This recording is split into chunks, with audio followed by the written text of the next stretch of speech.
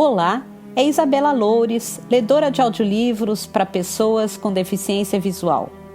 Se você está gostando do conteúdo deste canal, eu te peço, por gentileza, que clique no like ao fazer suas leituras e, se possível, faça comentários para que os algoritmos chamem mais pessoas para este material.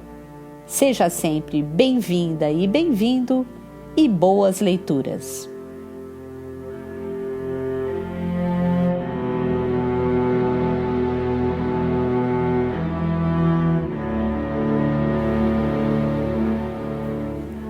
Alain Robbe-Grillet. Viagem ao castelo.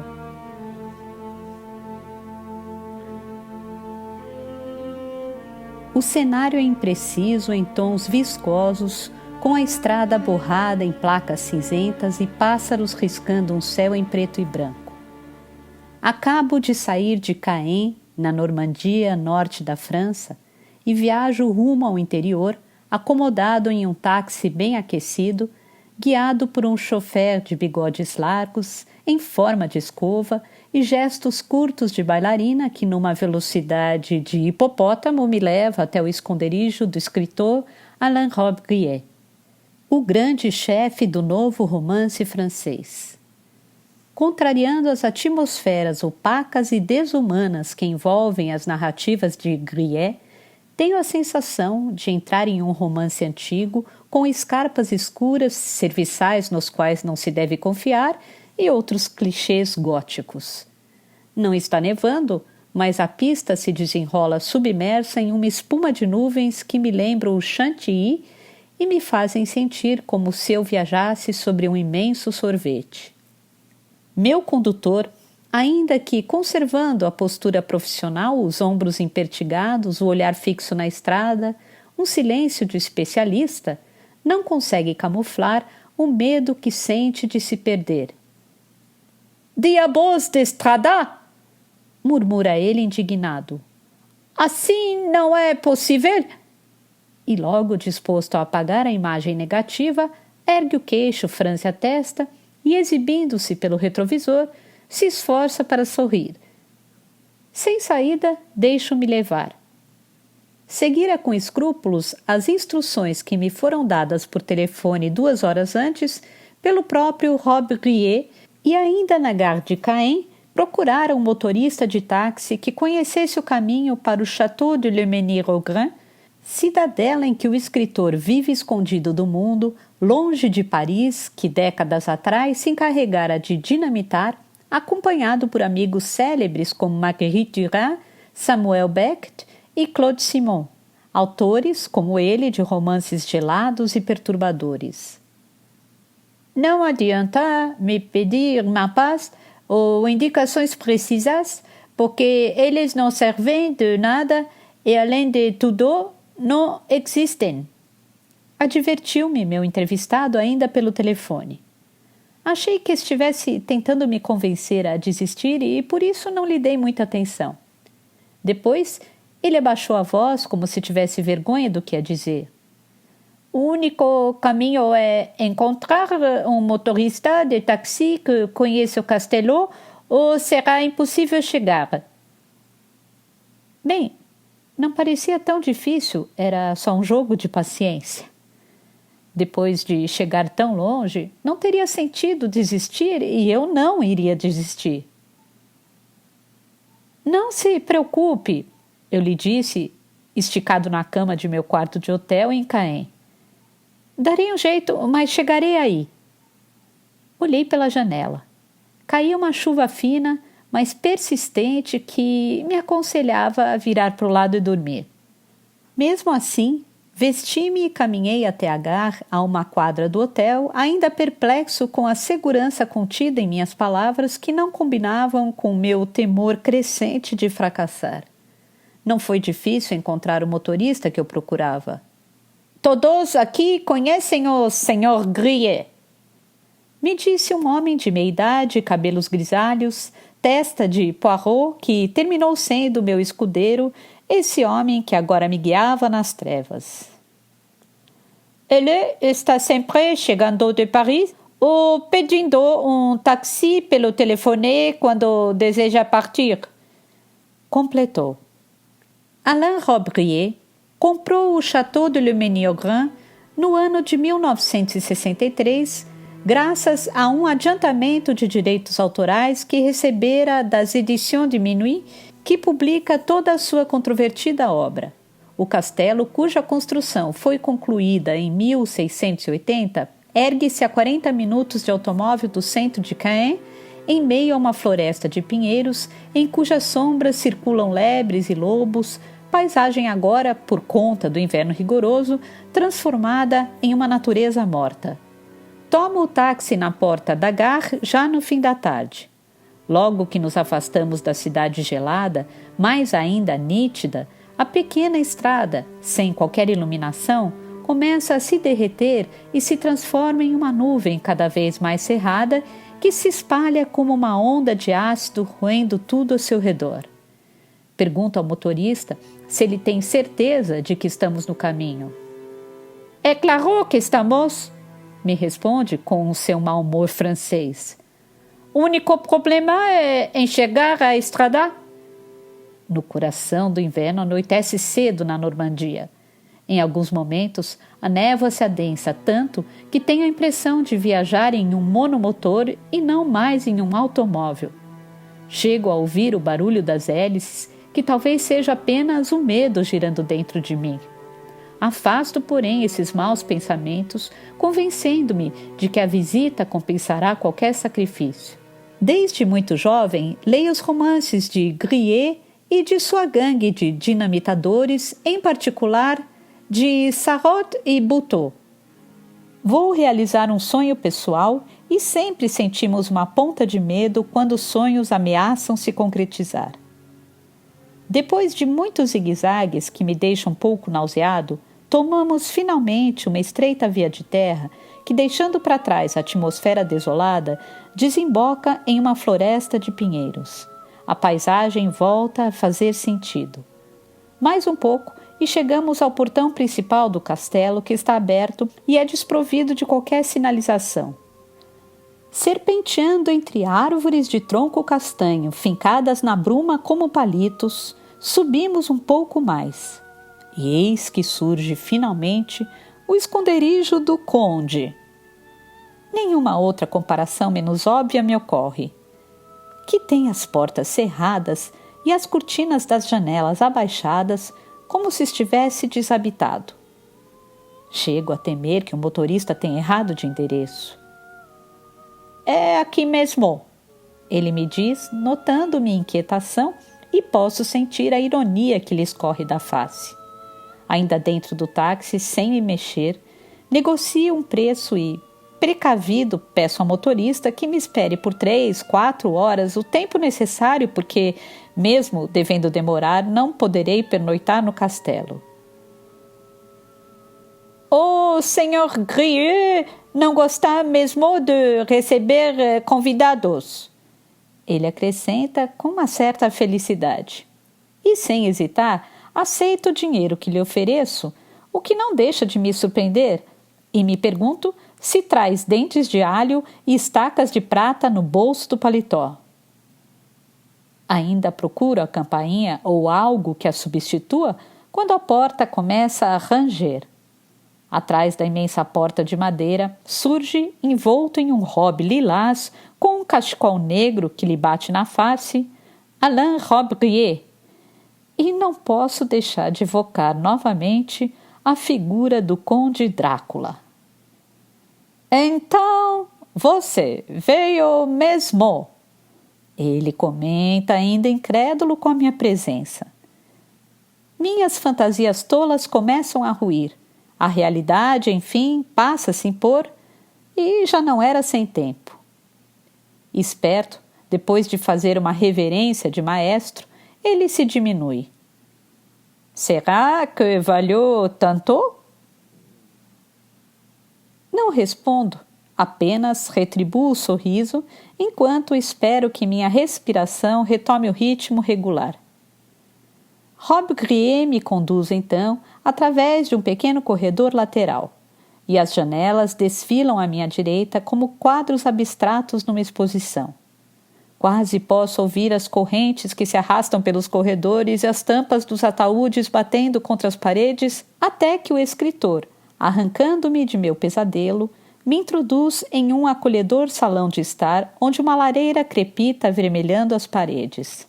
A atmosfera da sala em que o conde do novo romance se move com desenvoltura, um ambiente discreto, mais sofisticado, evoca os tempos de Luís XIV. Deixando-me para trás, ele se aproxima da lareira e lança algumas toras a mais no fogo, mexendo depois as brasas com um tição de ferro. Em seguida, abre uma garrafa de madeira, serve 2 cálices e trata de se acomodar em uma poltrona de espaldar alto, um pequeno trono bem ao lado do fogo. Ainda inseguro, escolho um lugar no sofá que fica no lado oposto, talvez distante demais para uma entrevista, mas onde, afinal, posso me sentir mais tranquilo. O salão é decorado com requinte. Da lareira emana um calor reconfortante, há tapetes macios pelo chão com desenhos que não posso decifrar e peças gregas, provavelmente falsas, colocadas em mesas de canto, almofadas de veludo, candelabros com os pés em cristal, brasões nas paredes. Um cesto cheio de bengalas completam o cenário. A um canto, há um estranho pássaro de ferro aprisionado em uma gaiola dourada, imagem que me provoca discreta inquietação. Atrás dele, leões de bronze com seus focinhos roídos pelo frio e seus olhos perfurados nos vigiam. Custa acreditar que estou onde estou. Robbe-Grillet mais se parece hoje com o fantasma de Robbe-Grillet, e aquele castelo, gelado e imóvel, só pode ser um museu do novo romance. Isso se eu, por algum mecanismo misterioso, não tiver sido carregado para dentro de um dos livros que o conde escreveu. Ali, imitando os romances do escritor, os objetos reinam soberanos, enquanto nós 2, pobres seres humanos, apenas os incomodamos um pouco. Nada podemos fazer com nosso humor e nossas palavras que abale esse mundo perfeito de coisas imóveis. O castelo de Robbe-Grillet fica no coração da Normandia, primeira região da França a ser libertada do jugo de Hitler pelos aliados. Durante o conflito, Le Mesnil-Grand serviu como enfermaria alemã e ainda hoje existem vestígios de um cemitério de guerra em certa região dos jardins, logo ali, depois daqueles pinheiros. Ele diz, apontando pela janela e lamentando que com o mau tempo não possa me levar para uma visita. Se você tivesse vindo na primavera, ele começa a dizer, mas trato de mudar de assunto. Robbe-Grillet rememora esse passado heróico sem qualquer emoção, como que se referindo a um filme medíocre ou um romance de bolso. O castelo conserva em cada detalhe essa aparência de cópia barata de literatura B, armadilha de que também eu já não posso escapar e que, mesmo agora, enquanto escrevo, parece entranhada em meu espírito. Adivinhando meus pensamentos, o conde tenta me convencer de que estou enganado. Exibe comovido, e a título de prova, as grossas paredes que dividem os cômodos de mais de meio metro de largura, construídas apenas, como nos tempos antigos, com madeira e terra. Ergue-se, abre os braços em cruz e simula um abraço nas paredes, aumentando a dramaticidade de sua descrição e deixando entrever, por instantes, seu talento desperdiçado de ator. Tento, de minha parte, desempenhar o papel de espectador admirado, mas não sou muito convincente. Veja que extraordinário! Ele insiste. Não é espetacular? Quando descobre o significado de meu sobrenome, muito adequado à situação, fica ainda mais excitado. O velho conde parece de fato muito à vontade naquela residência de 4 andares em que todos os cômodos estão ligados por comunicações secretas e em que as janelas se abrem tanto para o nascer do sol quanto para o poente, detalhe arquitetônico de que ele tem especial orgulho, como se estivesse assim capacitado a dominar o ciclo solar. O escritor não pode esconder sua paixão pelo lugar que escolheu para viver, que hoje se confunde com ele e, provavelmente, também com sua obra. Robbe-Grillet vive acompanhado apenas da mulher Catherine, uma autora de romances sadomasoquistas editados na coleção erótica de Minuit e assinados com o pseudônimo romântico de Jeanne de Berg. Catherine é especialista em mulheres dominadoras, ele comenta com um sorriso maldoso. De fato, Madame de Berg vigia de perto, com o olhar discreto, mas atento, boa parte de nossa entrevista e, de vez em quando, olha assintosamente para o relógio, lembrando-me assim da proximidade da hora do jantar, para o qual não estou convidado. Tento o mais que posso ignorá-la, e o escritor parece se interessar por meu desprezo, que de alguma forma secreta o alivia, tanto que vez por outra seus lábios se alongam, se remexem, emitindo pequenos sinais que interpreto, talvez apressadamente, como de prazer. É provável, eu penso, que o velho conde, outrora um grande agitador, já não goze de grande liberdade. Sob o jugo de Madame de Berg, ele caminha pelos jardins, toma sucessivos cálices de vinho, aquece-se à beira da lareira, lê sem parar e resmunga, lamentando-se da incompreensão que hoje se abate sobre sua obra. 2 dias antes, de fato, percorrendo as prateleiras da FNAC em Paris, eu tentara localizar os romances de Robbe-Grillet e, depois de muito procurar, encontrara-os à altura do chão, desprezados em uma prateleira rasteira e quase inacessível. Esquecidos. A Revolução transformada em mofo. Comprara meia dúzia deles, mas não tivera tempo de reler os que já conhecia, nem de ler os que não tinha lido. A única exigência de Robbe-Grillet para aceitar nosso encontro fora que eu tivesse lido o 3º volume da sua trilogia ou autobiografia, batizado Os Últimos Dias de Corinto. Eu a cumprira aos saltos no expresso de Paris a Caen e confesso que não me caíra muito bem. Embaralhando aspectos históricos com páginas de ficção, o escritor faz um relato bastante cruel, mas apesar disso enfadonho, do nascimento do novo romance, movimento do qual foi o personagem mais iminente. Para se proteger da ira de seus antigos companheiros, Robbe-Grillet se desdobra em 2. É ele mesmo o escritor conhecido em todo o mundo por livros como O Ciúme, mas é também Henri de Corinto, seu alter ego, um outro Alain Robbe-Grillet que ele vem a conhecer por acaso no meio da rua.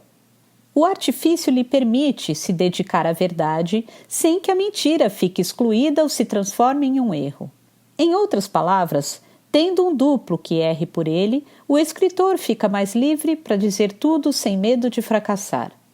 A ação transcorre em Herópolis, cidade imaginária, que é em parte Paris, mas em parte também o Rio de Janeiro, em parte ainda Curitiba. Há, por exemplo, uma praça central cheia de araucárias, e em novas partes contém ainda pedaços de cidades gaúchas que Robbe-Grillet conheceu durante as viagens que fez ao Brasil. Em Corinto, o escritor relata histórias bastante incômodas a respeito de alguns de seus principais companheiros de aventura. Lembra, por exemplo, que ajudou pessoalmente Marguerite Duras a estabelecer o texto final de Moderato Contabile, romance que marca a grande guinada modernista da autora de O Amante, já que o original era excessivamente derramado até primário, e que foi ele, Robbe-Grillet, quem sugeriu a Claude Simon, o futuro ganhador do Nobel de Literatura, cortes decisivos nos originais de Le Vent, romance de 1957, sem os quais talvez seu amigo não se tornaria mais tarde o autor do magnífico A Batalha de Farsália, de 1969. Duras e Simon, é evidente, trataram mais tarde de atenuar ou mesmo de excluir a colaboração de Grillet, confirmando assim que o movimento do novo romance foi, antes de qualquer coisa, uma gincana de vaidades. Mas Robbe-Grillet nem assim abriu mão do papel de grande guia, o grande capitão da aventura que revirou o romance ocidental de ponta cabeça, movimento que, na definição certeira de Nathalie Serrault, nada mais foi que uma associação de malfeitores. Em nossa conversa, no entanto, o conde assume um papel bem mais conciliador e se esforça para evitar atritos, fugindo das provocações que ele mesmo exibiu em sua trilogia e que agora, fingindo-me de inocente, eu lhe devolvo. Ainda assim, Robbe-Grillet não consegue conter sua personalidade feroz que, no campo literário, transformou-o em um escritor talvez gélido demais. Um escritor difícil, certamente, mas inconfundível. A cisão que o velho conde vê em si mesmo, dois Grillets, um vitorioso, outro derrotado, não é arbitrária. Ela reflete, ao contrário, a perplexidade que o sucesso da gangue acabou por produzir. Depois de lhe conferir anos de glória, o novo romance se converteu em um grave problema para Robbe-Grillet. Primeiro, os críticos o reverenciaram, afirmando que seus livros lançaram a literatura francesa em um período de grande vertigem, em que todos os parâmetros e cânones se alteraram. Mas logo depois, os elogios se transformaram em desprezo e o sucesso passou a ser visto como um fardo. O desiludido Grillet foi descobrindo que ao grande prestígio não correspondia uma adesão real dos leitores a seu projeto revolucionário. Os leitores, na verdade, preferem o personagem Robbe-Grillet, raivoso e mordaz, aos personagens que ele foi capaz de inventar. Preferem o criador às criaturas, acidente que, para alguém que coloca a literatura acima de tudo, só pode mesmo ser considerado uma derrota, e que revela de modo doloroso os aspectos falsos e até pervertidos do sucesso. Quando entendi que era admirado mais como personagem que como escritor, meu prazer acabou. Ele me diz sem esconder a vergonha. Sentindo que um duplo havia ocupado seu lugar, que os leitores agora desejavam o personagem Robbe-Grillet e não mais o escritor Robbe-Grillet, ele entendeu que era chegado o momento de se recolher, pois não poderia viver à sombra de si mesmo. Primeiro o casal cogitou em um pequeno sítio, uma casinha acolhedora dessas que transformam a velhice em uma tela primitiva, o que não era muito animador, mas se parecia bastante com um mal menor. Um dia, porém, Madame de Berg, vendo o abatimento do marido, sugeriu: já que vamos mesmo sair de Paris, por que não viver em um castelo? A ideia de habitar um castelo está carregada de fantasias. É associada sempre aos mitos antigos, aos contos de fada e parece transportar os que a realizam para um mundo superior. Comprar um castelo se tornou a partir daí uma obsessão para Robbe-Grillet, mas os preços do mercado, confrontados com o saldo de sua conta bancária, desaconselhavam a aventura. Até que, certa manhã, já desanimado, ele deparou nos jornais com o anúncio de um pequeno castelo, muito mal conservado, todo destruído, mas ainda assim de traços imponentes. Estava situado em um lugar quase inacessível, pois a autoestrada Paris-Brest ainda não tinha sido construída, e por isso o preço pedido era bastante razoável. Um outro fator estimulou Robbe-Grillet. Naquele tempo, seus pais ainda estavam vivos e moravam em Brest, vizinhança que, além de seus aspectos práticos, tornava a mudança menos escandalosa. Em poucos dias fechou o negócio. O castelo fica numa região úmida, desvantagem que não deixa de ser também uma conveniência. Há, primeiro, motivos de ordem botânica. Do ponto de vista geológico, o castelo de Grillet está em uma região que já pertence à Bretanha. No momento em que se sai de Caen, abandona-se a zona do calcário, o terreno mais rochoso que vem desde Paris, e entra-se num solo mais antigo, de terra ácida e, em consequência, mais adequado ao cultivo de camélias, hortênsias, flores delicadas que não se adaptam à região de Paris, mas que ali, sob as garras do conde, florescem com exuberância. Quanto à ação da umidade no corpo humano, que é mesmo exagerada e não combina com a velhice, Robbe-Grillet ainda assim a bendiz, pois não se dá bem com o clima seco. Secos bastam os livros.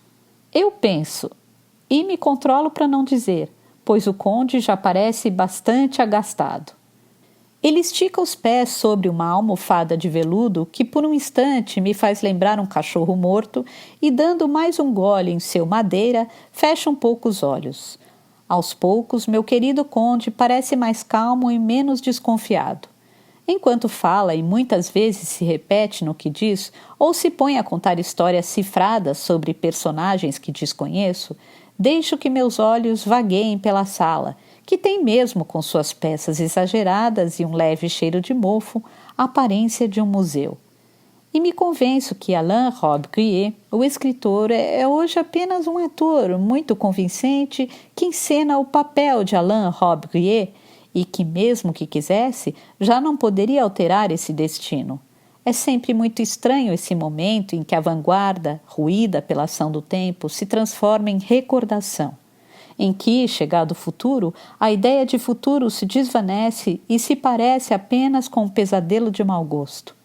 A denominação em si, novo romance, não deixa de ter agora um aceno cômico, pois é no mínimo inadequado chamar de novo algo que cheira a passado. E o mais grave, eu sei que o conde sabe disso. E para suportar a si mesmo, como esses velhos que ficam nas praças com seus tabuleiros de dominó, ele agora se distrai com miudezas. E nesse ponto não deixou de ter sorte. Ao chegar ao castelo, ele encontrara, é verdade, um ambiente bastante habitável. Havia aquecimento central, um telefone, água em abundância e, no entanto, tudo lhe parecia ainda por fazer. Fora um período muito difícil, durante o qual ele se vira obrigado a se concentrar em planilhas de custos, listas de encomendas, orçamentos e a dividir seus dias com pedreiros, entregadores e eletricistas, deixando um pouco para trás o terror que ele mesmo, com seus livros, ajudara a produzir. Os homens costumam construir seus próprios infernos. E depois são eles mesmos, exaustos, às vezes já sem forças, que devem apagá-los. A essa rotina dupla de incendiário e bombeiro chamamos viver. A reflexão, ainda que depressiva, parece entusiasmá-lo. Fizemos, eu e Catherine, praticamente tudo sozinhos. Ele resmunga e rugas se avolumam em seu rosto, pequenas sombras horizontais que passeiam seguindo o movimento das palavras. O salão em que estamos, por exemplo, foi todo redesenhado por Madame de Berck. Do original, só restam as portas em decor Luís XV e Grillet fez, ele próprio, todo o serviço de marcenaria, atividade que julga muito tonificante. Sim, quando a literatura falha, é preciso encontrar alguma coisa a que se apegar. E aí a realidade, com seus problemas tolos, listas de compras e parafusos, pode ser um bom começo. Foi bom que tivesse se dedicado à marcenaria. Depois de concluir suas memórias, o escritor já não tem projetos literários. Não tomou a decisão de parar de escrever. Só sabe dizer que não tem mais ideias, e isso é tudo. O que pode fazer? Tenho a sensação de que as ideias desapareceram. Ele confessa sem perder a dignidade. De que se esgotaram. Continua, porém, a trabalhar intensamente em seus projetos para o cinema, roteiros que, no entanto, já não interessam a ninguém. O tempo, que o novo romance subverteu por completo, paralisando as horas numa grande borra de imagens, agora se vinga de Robbe-Grillet. Sem ideias para a literatura e desprezado como cineasta, ele se vê em descompasso absoluto com o mundo. Digo que está exagerando, mas ele não se apega ao consolo que desastrado eu lhe ofereço. Para provar que não exagera e que a grande sombra de desprezo vem de longe, pergunta se estou disposto a ouvir uma história. É claro que estou. Em 1975, Robbe-Grillet realizou um filme, O Jogo com o Fogo, protagonizado por uma atriz que estava na moda, Sylvia Kristel. Graças à sua performance em Emmanuelle, filme que chegou a ser proibido no Brasil durante o regime militar, Kristel tinha se tornado famosa em todo o mundo. Depois de tentar sem sucesso a autorização para exibir Emmanuelle, o distribuidor brasileiro resolveu, como forma de compensação, investir em O Jogo com o Fogo. Isso não por causa do diretor Alain Robbe-Grillet, que ele nem sabia quem era, mas só porque Sylvia Kristel, a atriz proibida de Emmanuelle, era a estrela do filme. A publicidade brasileira dizia: "Você que não pôde assistir a Emmanuelle, veja agora o filme de Alain Robbe-Grillet." E logo abaixo havia uma foto escandalosa de Kristel. Em outras palavras, a indústria cinematográfica brasileira, na falta de melhor mercadoria, passou a vender Alain Robbe-Grillet como um autor pornô. "Eu tinha o mesmo valor que uma caixa de preservativos ou de uma calcinha", ele reflete, ainda conseguindo se divertir. Sylvia Kristel veio ao Brasil para o lançamento de O Jogo com o Fogo, filme que, em circunstâncias normais, jamais teria qualquer repercussão no mercado brasileiro e, apesar de seu status de atriz censurada, conseguiu ser recepcionada em uma festa organizada pelo Ministério do Interior. E o filme de Grillet, que imediatamente se tornou um sucesso de bilheteria, era, na verdade, só um filme de arte, como se dizia, absolutamente incompreensível para a maioria dos espectadores. O que mostra que o sucesso muitas vezes é só uma armadilha. Ou, como Grillet prefere ver agora para se livrar da dor, uma piada. A verdade é que Robbe-Grillet ficou marcado não só por sua associação com Sylvia Kristel, mas também pelo rótulo de novo romance, uma espécie de prisão que ele mesmo criou para si e da qual jamais pôde fugir. Rótulos aderem com facilidade às superfícies frágeis, e Grillet é fragilíssimo, mas se tornam resistentes quando desejamos nos livrar deles. A rigor, o novo romance não designa um único tipo de literatura, mas muitas literaturas. A bandeira se converteu, com o tempo, numa camisa de força. Robbe-Grillet foi vítima desse tipo de duplicação ou de clonagem que afeta os artistas criadores de grandes marcas. Primeiro, eles têm uma imagem fixada em meia dúzia de adjetivos, no seu caso frio, cerebral, cinematográfico, desumano, dos quais, mesmo que se esforcem, não podem mais se livrar. Algum tempo depois, aquilo que serviu à mídia como objeto de venda e consumo, que rendeu reportagens especiais e capas de caderno, é jogado no lixo das coisas comuns.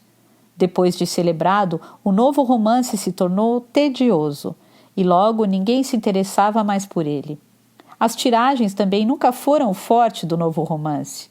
Encontro em Hong Kong, o caso mais surpreendente, foi no começo um estouro comercial, mas depois as vendas caíram de repente, sem que se pudesse entender a razão.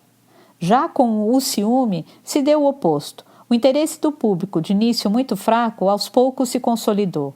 No primeiro ano, O Ciúme só vendeu algumas dezenas de livros, depois se tornou um clássico.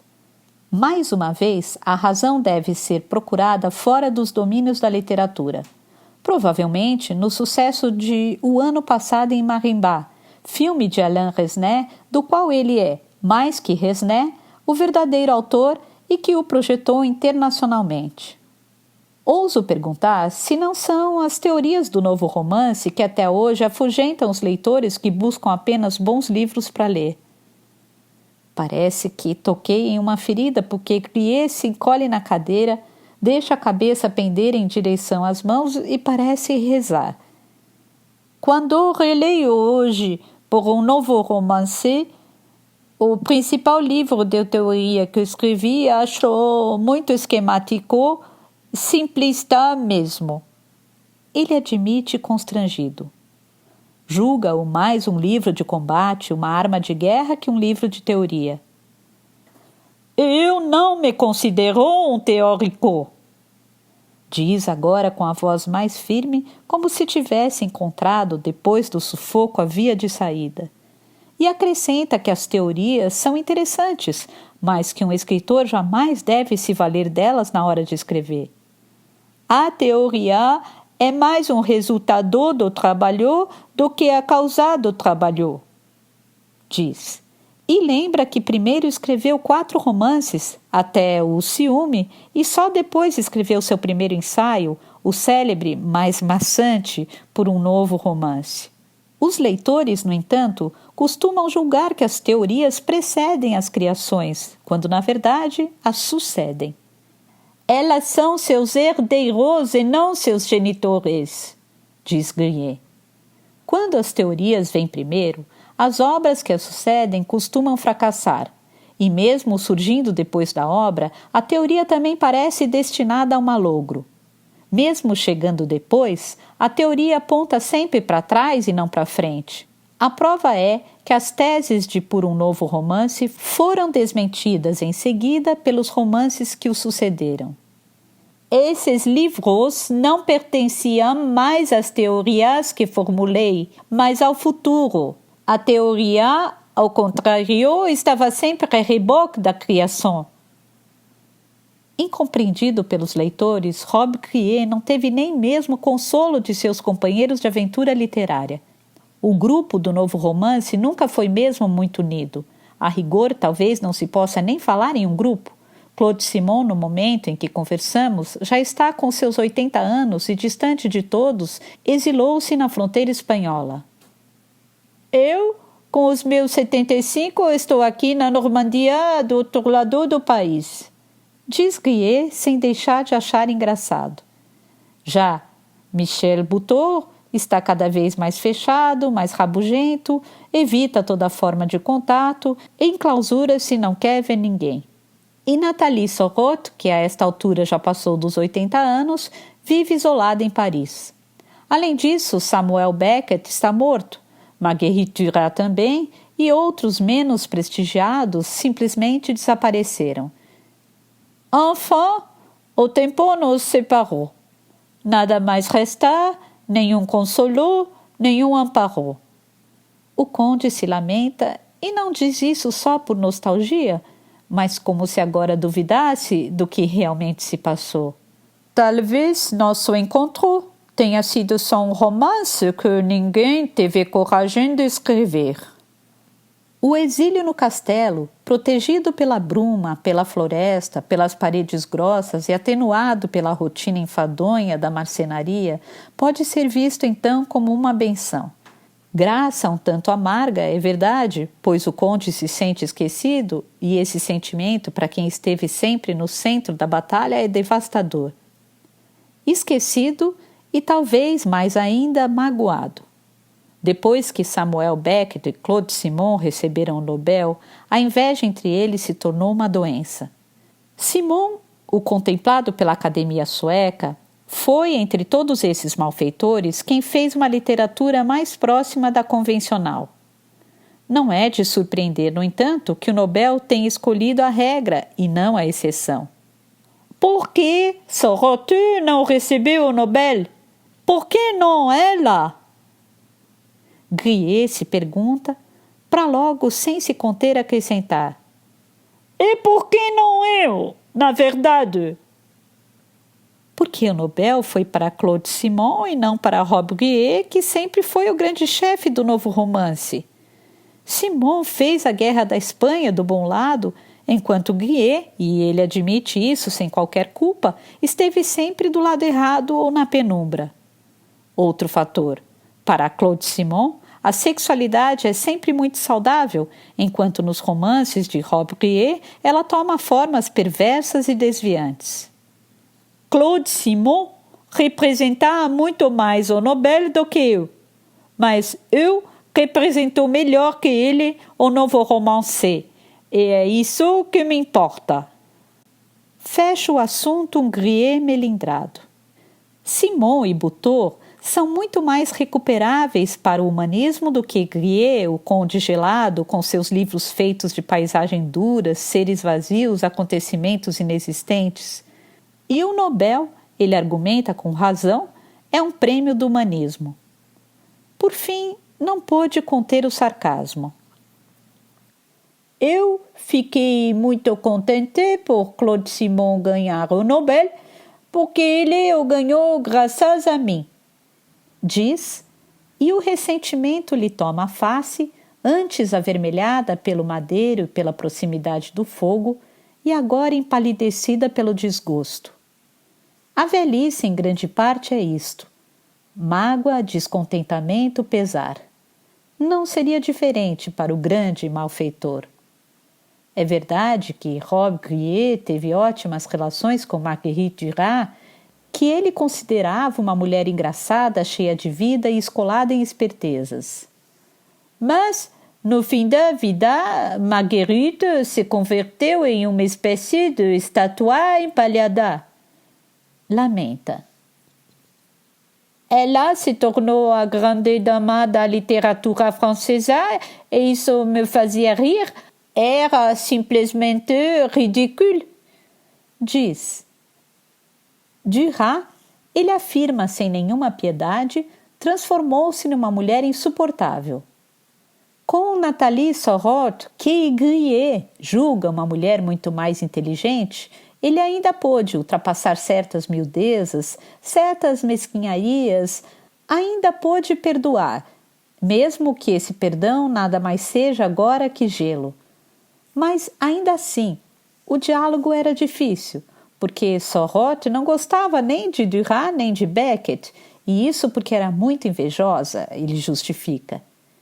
Grier admite que, no fim, teve problemas com todos os seus companheiros de escola, mas ainda assim afirma gosta de todos eles. Eles sim se desentenderont entre si, diz, esforçando-se para se consolar com a serenidade. Com Marguerite Duras, porém, a convivência tornou-se impossível. Eu pensava nela e ria. Recorda rindo ainda. O conde tem uma tese bastante cruel a respeito da popularidade de Duras, a de que um escritor se torna popular sempre por causa de algum mal-entendido. Beckett, por exemplo, popularizou-se graças a um erro. Até hoje, seu Esperando Godot é lido como uma história de um homem abandonado por Deus. Isso é simplesmente um absurdo, avalia. É muito ofensivo a Beckett. No entanto, é o motivo da sua fama. Quanto a Duras, Grier acha que, na verdade, ela só escreveu romances de gare, livros para serem lidos no trem ou no avião distraidamente, enquanto se vê a paisagem ou se masca um chiclete. Ela ficou célebre, sobretudo, por O Amante, e este é, a seu ver, um livro que se presta muito a esse tipo de leitura despreocupada, leitura ligeira entre um sanduíche e um cochilo. Rob Grier julga que, nesse aspecto, há sem dúvida um mal-entendido, pois Duras é muito mais que uma autora de bolso, é, sim, uma grande escritora. No entanto, ela ficou conhecida pelo mais fácil, já que os leitores e também os críticos são sempre preguiçosos. Flaubert também ficou célebre por causa do processo contra Madame Bovary e não por causa de Madame Bovary. No cinema, O Último Tango em Paris, o mais famoso filme de Bernardo Bertolucci, ficou famoso por causa de uma manteiga. Termino convencido de que, mesmo que a inveja continue a agir em surdina, Rob Grier não deixa de estar certo. O conde acredita, porém, que esses seus equívocos, no fundo, não têm importância alguma. Devemos nos beneficiar também dos mal-entendidos, pois é preciso sempre saber aproveitar as chances que a vida nos oferece. Ele sugere com a pose de psicólogo. Mas também essa imagem o deixaria arrepiado. Então, prefiro me calar. Se o mal-entendido nos serve para a consagração, para a popularidade, por que não aceitá-lo? E aqui o escritor se diverte com a própria ironia, mas a tristeza nem assim o abandona. Rob Grier não escreve mais. Ainda viaja muito, recebe diversos convites, mas quando está na França, prefere ficar isolado em seu castelo. Nos últimos tempos, tornou-se também jardineiro. Trata com carinho particular de uma estufa para cactos, que são hoje sua grande paixão. Faz ainda pequenos trabalhos manuais, reforma móveis, constrói canteiros, repara a cerca. Ampara-se nas coisas. E nem parece que as coisas em seus livros sempre o infernizaram. Tem ainda uma coleção de carpas. A carpa é talvez o único animal de que sou capaz de gostar. Ele diz. Não é preciso perguntar a razão. Grier ama nas carpas a leveza, a elegância e, mais que tudo, o silêncio que combina com a sensação que lhe volta sempre de que já não há o que dizer. Catherine entra na sala e, discreta, vigia o último trecho da nossa conversa. Incomodado pela presença da mulher, o conde passa a circular pelo salão como um cicerone, apontando telas, objetos de arte, livros. Infelizmente, o frio não permitirá que eu lhe mostre os jardins. São quase 9 horas da noite e o castelo está imerso em um grosso nevoeiro. Preciso ir. Na porta de saída, para minha surpresa, Robbe-Grillet me abraça calorosamente. Então, a entrevista não o incomodou tanto, digo, referindo-me à sua resistência inicial. Para se desviar do meu comentário, ele mostra entusiasmado a madeira trabalhada da escada que se ergue diante da porta principal. É uma escada muito bonita que sobe com majestade, prometendo grandes tesouros. Se houvesse mais luz, eu o faria subir para uma visita. Desculpa-se, mas eu sei que o problema está dentro de um vestido preto. Abrindo a porta e ainda se fazendo de difícil, ele me diz: só o recebi porque você veio de tão longe. Talvez seja verdade. A literatura não interessa mais. O sucesso o abandonou. Alain Robbe-Grillet é hoje quase que só uma etiqueta. Novo romance. Avisto então meu motorista, que paciente cochila aconchegado em seu carro. Enquanto bato na janela, ouço a porta do castelo ranger às minhas costas. Assim que tomo meu lugar, o motorista, ainda bocejando, diz: já estava preocupado com o senhor. Só para agradá-lo, simulo um ar fatigado de quem passou por uma grande provação e depois fecho os olhos. Ainda o ouço dizer: escritores são sempre muito esquisitos. Talvez tenha mesmo razão.